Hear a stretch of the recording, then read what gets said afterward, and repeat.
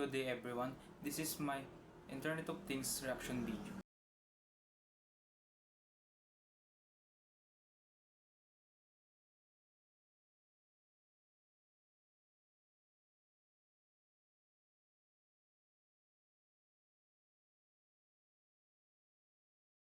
What is the Internet of Things? The Internet of Things or IoT is becoming an increasingly growing topic of conversation both in the workplace and outside of it. Is a concept that not only has the potential to impact how we live but also how we work.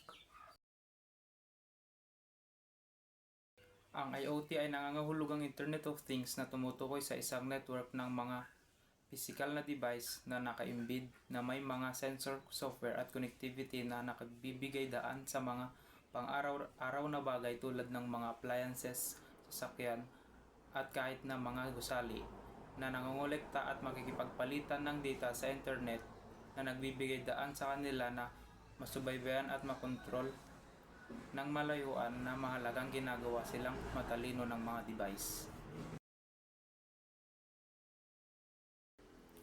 Advantages of IoT: ability to access information from anywhere at any time on a device.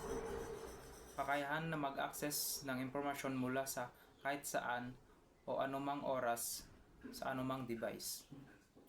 Improved communication between connected electronic device.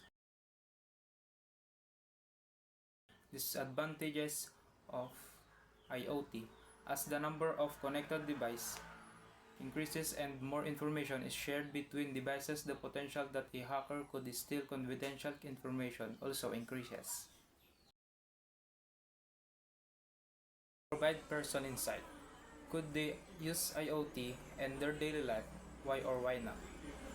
IoT offers convenience and efficiency but also present privacy and security concern.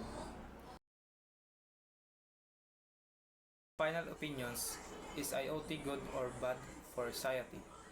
A society itself, therefore, is not good or bad. A society can have positive or negative effects depending on how it is used and what is prioritized.